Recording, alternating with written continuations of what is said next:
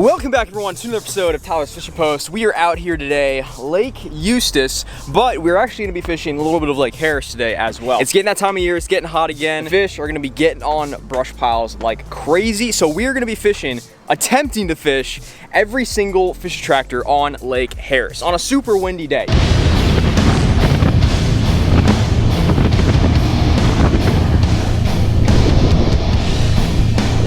It's gonna be a rough ride having to travel all around Lake Harris. We're gonna see if we can get it done. We're gonna see if there's even any fish on the Lake Harris fish attractors. We're gonna fish a little bit over in Lake Eustis and then head on over to Lake Harris and see what we can get done today. If you're new to the channel, please consider subscribing. We are so close to 5,000 subscribers. If you enjoy this video, smash the like button. I appreciate that so much. Comment down below if you enjoy videos like these on the chain and off the chain, pond fishing, all the craziness. Let me know what you think in the comments below. And with that being said, let's jump into today's epic fishing. Hopefully it's epic. I really hope it's epic. I'm excited. Let's go.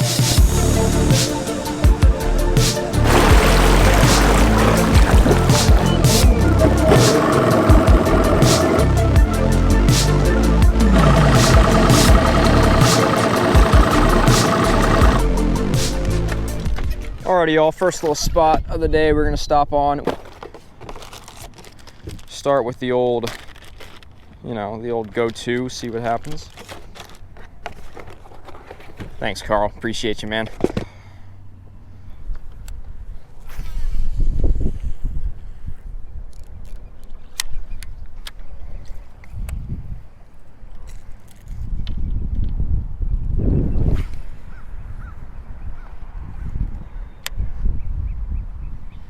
Got him. On the bottom, y'all.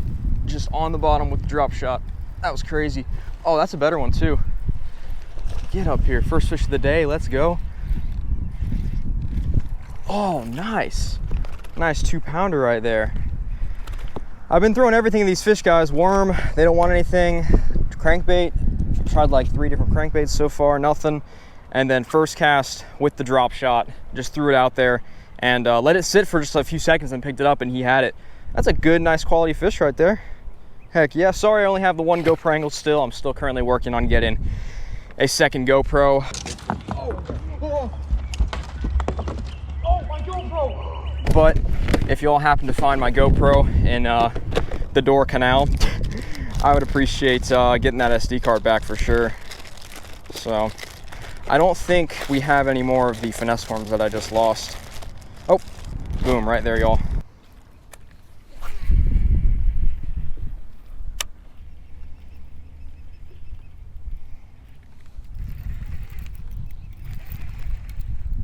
Oh, I got a fish. No way, guys. Oh my gosh. I was like just reeling it and I was like, what? I was like, I thought I had some sort of brush. That's a good one too, y'all. That could be a 3-4 pounder. Oh, stay on. These hooks are terrible. Absolutely terrible. Garbage hooks. Come on, come on, come on, come on. Oh, he's barely hooked. Oh my gosh, y'all. On the 5XD. Holy cow. Yo, look at this fish, so beat up and stuff. Holy cow. Like, I'm slowly reeling it, hitting the bottom like boop, boop, boop, boop, boop.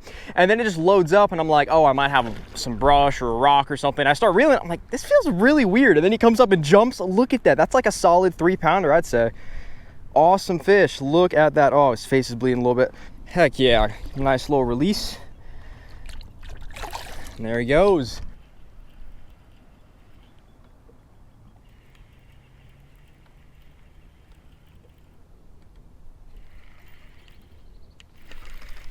I have a fish. I have another fish. I have another fish, guys. I have another fish. Oh my gosh. Stay on. Stay on. Don't jump. Don't jump. Don't jump. Don't jump. Please don't jump. Please don't jump. Oh my gosh. He's a giant. He's not that big. Get up here. Look at that. Another fish on the crankbait. It's just a crankbait bite today, guys. Oh gosh. Y'all have not really seen me catch my crankbaits, but I had a phenomenal day on Dora about a week ago. I didn't really film it, but I found this one cool little spot and I was like, you know what, let me try the 5XD on it, and started smoking them on the 5XD. So I was like, you know what, I think I'm a crankbait guy now. It's just two drastic, like two different sides. You got worm fishing and you have like shallow water fishing, worm fishing, whatever, and then you have like fish throwing crankbaits, like two drastically different things to do. And when they're not biting worms, which we pulled up here I was throwing speed worms, drop shots, caught one on a drop shot, wasn't really feeling it. They were busting like crazy, feeding on bait, and I'm like, you know what? Let me throw the crankbaits around here, and you know, caught, you know, some good fish so far. Well, y'all, that was a first awesome stop of the day. Just trying to check up and see what the fish were doing. They could be doing something completely different to Harris, but it was fun to catch a few fish right off the bat, knowing that Harris could absolutely suck extremely bad just because water clarity is terrible, and Harris is just terrible right now. So, but we're gonna check it for you guys, fish most of the fish attractors if we can. If we go across the first one or two of them and they suck, there's no fish on them, they're like desolate, we'll probably just come back in Eustis and finish off the day and try to catch some big old bass. So stay tuned.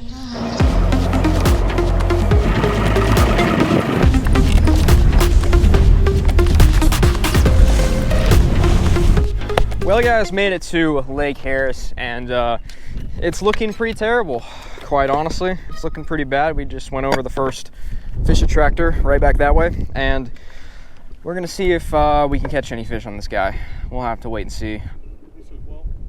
Oh my gosh. Oh my gosh. Giant, yo. I felt like that was a giant. No, it's not. Oh my gosh, he clobbered that bait so hard. Dang, y'all.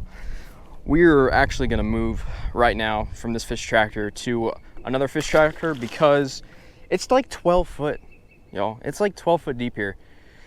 Water clear, like visibility is ridiculous. Like this is not the water depths you want to be fishing when the water's this dirty. So we've caught a couple fish. My dad caught a couple fish as well off this guy, but I think where a lot of these fish are setting up at is they're not all the way in the bottom. They're like either sitting at the top of the brush piles, which I did see a couple fish as I was idling over it, a couple fish sitting at the top of the brush piles. And I'm thinking that's where they're setting up at on this fish attractor. So until the water cleans up, this fish attractor is not really gonna hold too many fish.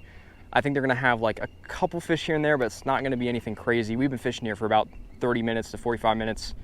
And you know, fishing it pretty thoroughly, or trying to, and it's caught 3, all pretty small. So we're moving on to the next fish attractor across the lake.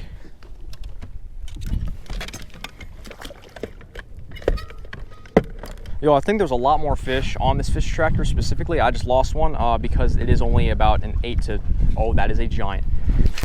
Got him, yo. Oh, that actually could be a big fish. Oh, that is a big fish. That is a big fish. Oh my gosh, let's go, let's go, let's go. This is like a 4 or 5 pounder. Oh my gosh. Get in here, get in the boat, get in the boat, get in the boat. Sheesh, let's go, y'all. Right when I was like, I think there's gonna be more fish on this fish attractor, I freaking slammed this guy. Let's go. Look at that. On the bitters vibe. Such a saucy color. Look at that. That's a good 4 pounder, I would say. We're actually gonna live well him for a photo later, but that's a good fish. Heck yeah. Pulling it right through the little brush, and then just I just felt him suck it in. I was like, oh, it's not like a normal little fish bite right there, but let's freaking go. Yeah, you almost didn't get a good hook set in that fish because my drag slipped, so that's gonna be something I need to change. Like, oh, it's all the way tight. Yikes. So, yo, I'm still in search for a spot-lock trolling motor, as you can see, because we just got completely blown off while I was getting a new worm. So if you have one for sale, specifically a Minn Kota Fortrex 112 thrust, I would definitely be interested, because all the marinas and all that, they have a couple trolling motors, but they're charging like $3 grand for them, and they only have like 1 or 2, and they're for sure going to get that because no one can really get trolling motors right now. So if you happen to have one sitting in your garage that you're not using, hit me up. I am for sure interested in getting a trolling motor pretty soon here.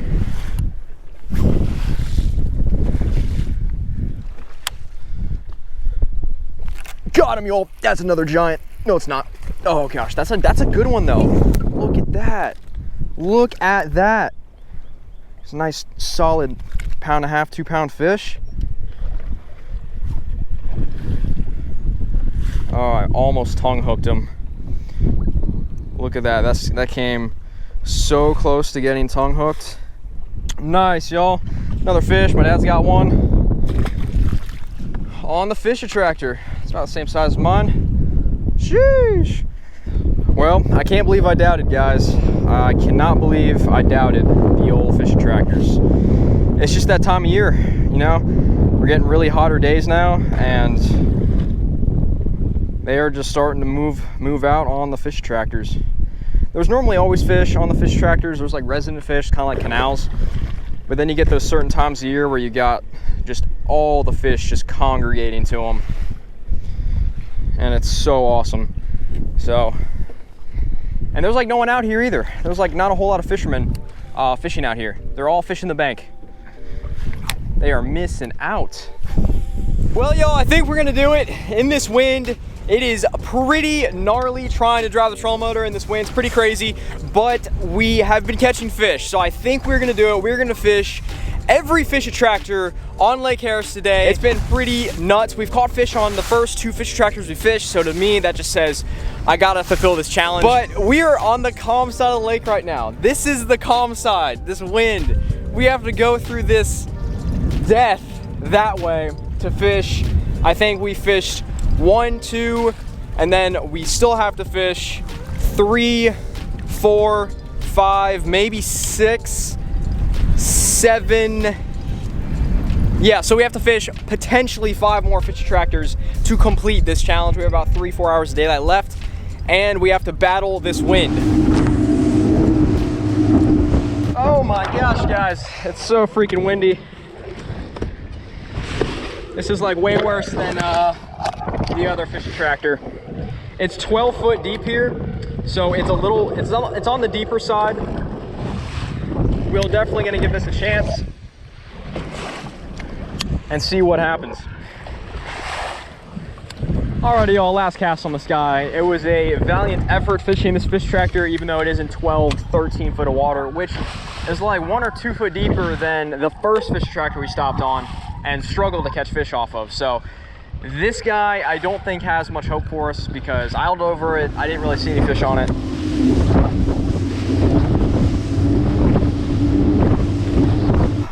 The 4th fish attractor of the day. And this one is at a good depth too. This one is in 8 foot of water. So this is like at a perfect depth. The bottom looks super soft though, so that is another issue. So we might be getting a lot of muck and crap and grass and stuff on the bottom.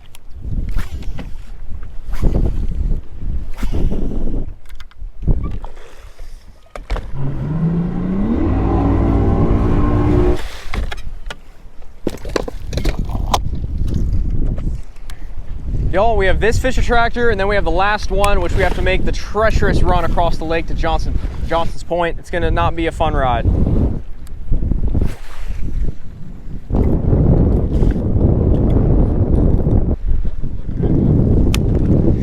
It's just the bottom super nasty, and I didn't see any baiter fish on it, so. I will say this, guys, from experience, the last fish attractor we came from is good sometimes in the year, but most of the time, this fish attractor and the fish attractor that was in 13 foot of water is pretty terrible most of the time. So the water cleans up.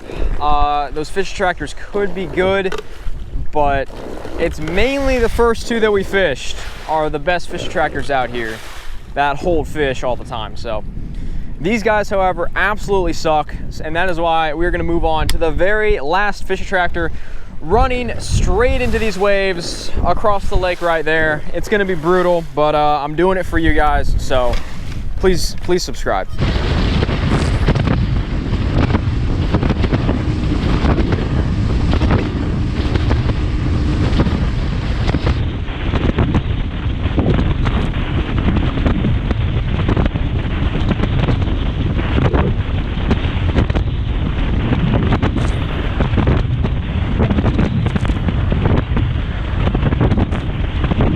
Wow, guys, that was such a rough ride going across there, and we still have to get back, so we have to go through that, and even worse, just to get back to Dead River where we came from, so that'll be fun. Wasn't that terrible, but that was a little intense going through that. And you guys really got to be careful, because coming around Johnson's Point like that, and then you just meet those waves, because it's calm right behind Johnson's Point. It's nice and calm. But as soon as you come flying around there and you run into those waves, people have, I think, sunk their boats here. I'm not sure. I think some people have died here on this point, coming around the corner, and then just hitting these waves. Like, they're rollers too. Like, these are some big waves, 3-footers easily. So that's just got to be careful right around this point. I'd say it's probably one of the most dangerous spots in the lake, because you can just be calm 1 second and then you come across the lake and it is really, really bad. So this is a really good fish attractor, guys. I really hope we can catch some fish off it to kind of close this video out.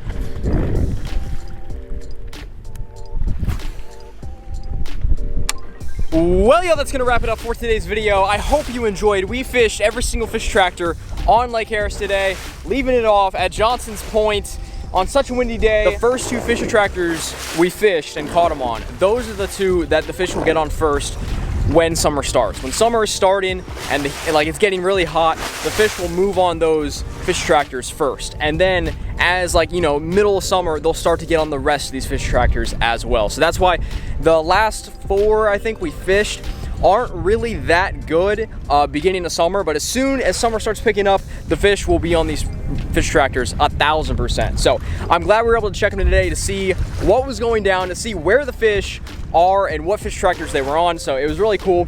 It just kind of sucks that we ran all the way over here to fish this fish attractor that sucked. So that kind of sucks. But we're so close to 5,000 subscribers, so if you're not subscribed, please consider subscribing. And that is going to do it for today's video. Thank you guys so much for watching. I appreciate each and every one of you, and I will see y'all for another episode of Tyler's Fishing Post.